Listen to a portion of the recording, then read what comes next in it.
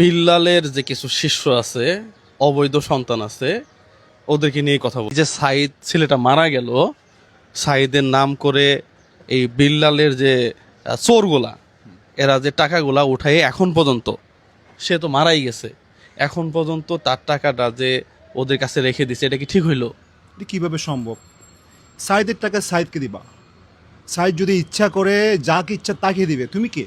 তার আগে তোমার নামে আসছে, নাকি তুমি এখানে ভিক্ষা করতে আসছো? তুমি মিয়া বানাইতে হচ্ছে কি কবিতা? কেন মানবিক কাজে আসলা? তোমাকে কি মানায়? দেখে তো মনে হয় রাস্তার ছেলে মতো। আসসালামু আলাইকুম দর্শক শ্রোতা, আপনারা সকলে অবগত রয়েছেন যে কিশোরগঞ্জের সেই আবু সাইদ আর আমাদের মাঝে নেই।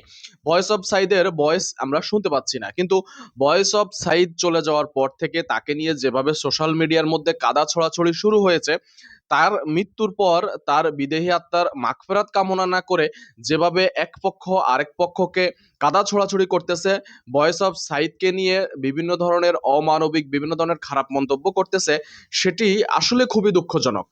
আসলে খুবই দুঃখজনক।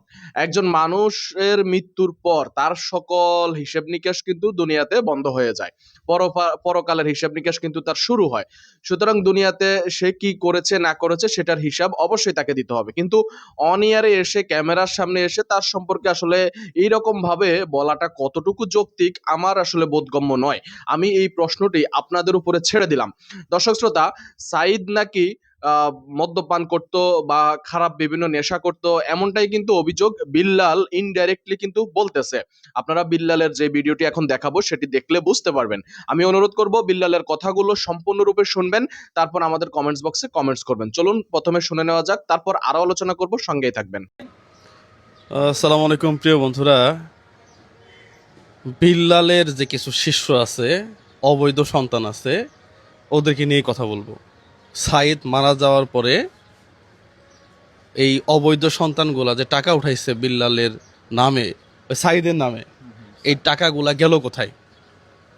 এটা যদি আমার অন্যায় হয়ে থাকে বলা, যে গতকালকে আমরা একটা ভিডিও করছিলাম, ওই ছোট্ট ক্যান্সারের বাচ্চা কত টাকা আজকে এখন পর্যন্ত 3 লক্ষ প্লাস। টাকা কার কাছে? সবগুলো হচ্ছে যে যার বিকাশ নাম্বার, যার রুগীর বাবার কাছে। রোগীর বাবার কাছে। এখানে যদি 1 কোটি টাকা আসতো, আপনার আমার কিছু করার ছিল? কিছুই নেই, টাকা তো ওদেরই, ওরা যা ইচ্ছা তা করবে।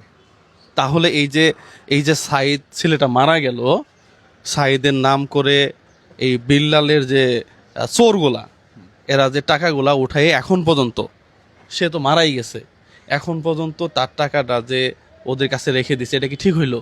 এটা কিভাবে সম্ভব? সাইদের টাকা সাইদকে দিবা। সাইদ যদি ইচ্ছা করে যাকে ইচ্ছা তাকে দিবে। তুমি কে? তার আগে তোমার নামে আসছে, নাকি তুমি এখানে ভিক্ষা করতে আসছো? তুমি মিয়া বানাইতে হচ্ছে কি কবিতা? কেন মানবিক কাজে আসলা? তোমাকে কি মানায়? দেখে তো মনে হয় রাস্তার ছেলে মতো। হয় হোটেলে কক্সবাজার গিয়ে আবার ওয়েটারে জয়েন করো। ফাইজলাম এগুলো বন্ধ করো, মানবতার কাজগুলো পচাবা না। সরাসরি তোমার বাসার সামনে আসবো। না, আমি তো বলেই দিছি যে আমি এই প্ল্যাটফর্মে খুব বেশি দিন থাকবো না, কিন্তু বিল্লালের এই চোরগুলা যারা এখনো সাইডের টাকা নিয়ে তাদের নিজের পকেটে রাখছে, সময় খুব বেশি নাই, একটা একটা করে ধরবো একবারে। টাকা দিয়ে দাও, সোজা কথা, টাকা দিয়ে দাও। টাকা সাইদের মার কাছে দিয়ে দাও, সাইদের বইয়ের কাছে দিয়ে দাও, সাইদের যে সন্তান আছে তাদের কাছে দিয়ে দাও, খেলা শেষ। খেলা শেষ। কোনো যুক্তি যদি আমাকে কেউ দিতে পারে যে সাইদের টাকা ওরা রাখবে, বিল্লালের কুত্তাগুলা রাখবে, এটা যৌক্তিকতা আছে, তাহলে আমি আজকে থেকেই আমি বললাম যে আমি সবার কাছে সরি বলে আমি চলে যাব। হ্যাঁ, সোজা কথা। একেবারে সোজা দেমাক খাটায় কথা বলতে হবে। এই যে গতকালকে একটা ক্যান্সারের ছোট্ট একটা মেয়ে, তার অ্যাকাউন্টে 3 লক্ষ, কত ভাই? 3 লক্ষ প্লাস। 3 লক্ষ প্লাস টাকা ওর বাবা আমাকে হিসাব দিল, ওর বাবার অ্যাকাউন্টে টাকা। এই তো হ্যাঁ, এই যে 3,35,000 টাকা। 3,35,000 টাকা। দেখেন এই কুত্তাগুলা দেখ, এগুলা কি আমার অ্যাকাউন্টে ঢুকছে? আজাদ মামুর অ্যাকাউন্টে ঢুকছে? ইন কেস হইতে পারে যে একটা রুগী তার বিকাশ নাম্বার নাই বা সে চালাইতে পারে না, প্রতারণা হইতে পারে, সেখানে কেউ তার পার্সোনাল নাম্বার দিয়ে টাকাগুলো উঠায় তার কাছে বুঝাই দেওয়া। আবার লিমিট শেষ হতে পারে, তখন আমরা দিতে পারি। লিমিট শেষ হইলে অন্য কারো নাম্বার আসতে পারে, মানে এক জায়গায় থাকতে হবে বিষয়টা কিন্তু তা না। কিন্তু তার নামে তো টাকাটা উঠানো হইলো, এই টাকা তুমি নিয়ে ভিডিও বানায় রিস্ক কামাবা, আর যারা মানবিক কাজ করে তাদেরকে তুমি পচাই ফেলবা। রবিনহুড তো আছে, মানে রবিনহুড হবে সে, হ্যাঁ, রবিনহুড হবে। রবিনহুড হবে তুমি। রবিনহুড তুমি হবে। টাইগার, এই লাইনে তুমি টাইগার। বললাম তো, এই কুত্তাগুলা সহ এখনো বলতেছি, আর যেগুলা আছে সবগুলারে একটা একটা করে দেখে আর পরে যাব। টাইম খুব বেশি নেই, আমি আবারও বলতেছি। টাকাগুলা সসম্মানে সাইদের আম্মা অথবা সাইদের ওয়াইফের কাছে বোঝাই দিয়ে আসবা। কথা একবারে লাউড অ্যান্ড ক্লিয়ার। দ্রুত সময়ের মধ্যে। দ্রুত সময়ের মধ্যে। সময় নাই। সময় নাই, একদম সময় নাই, না হয় কি হবে সেটা বুঝবা। প্রিয় দর্শক, নিশ্চয়ই আপনারা দেখেছেন ইতিমধ্যে যে আবু সাইদকে নিয়ে যেভাবে তারা ভিউ ব্যবসা শুরু করেছে একদিকে, অন্যদিকে তারা কাদা ছোড়াছুড়ি শুরু করেছে। তারা এক পক্ষ আরেক পক্ষকে কিভাবে দোষারোপ করতেছে আপনি সেটি দেখতে পেয়েছেন। আমি আসলে এই জিনিসটিকে সাপোর্ট করি না।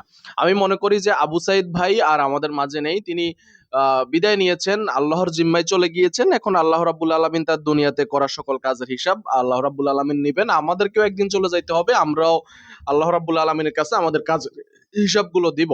কিন্তু আপনারা যেভাবে তাকে নিয়ে কাদা ছোড়াছুড়ি শুরু করেছেন, যেটা আসলে কোনোভাবেই আমরা আসলে মেনে নিতে পারতেছি না। আমাদের কাছে বিষয়গুলো অনেক বেশি পরিমাণে খারাপ লাগতেছে। তাই অনুরোধ করব, যারা এই কাদা ছুড়োছুড়ি করে নিজেদের ভিউ ব্যবসা করতেছেন, টাকা কামানোর চিন্তা করতেছেন, দয়া করে এই পথটা ছাড়েন। ভালো পথ অবলম্বন করেন।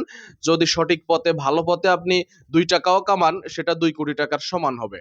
সুতরাং খারাপ পথ অবলম্বন করে কেউ টাকা কামানোর চিন্তা থেকে বেরিয়ে আসার এখনই সময়। দর্শক, এই বিষয়ে আপনি কি মনে করেন আমাদের কমেন্টস বক্সে অবশ্যই লিখে জানাবেন। আমাদের আজকের এই ভিডিও আপনার কাছে ভালো লাগলে ভিডিওতে একটি লাইক দিবেন, শেয়ার করে অন্যদেরকে দেখার সুযোগ করে দিবেন এবং আপনি আমাদের চ্যানেলে নতুন হলে সাবস্ক্রাইব করবেন। ধন্যবাদ সবাইকে, ভালো থাকবেন এবং সুস্থ থাকবেন। ইনশাআল্লাহ পরবর্তী ভিডিওতে আপনাদের সঙ্গে আবারও দেখা হবে।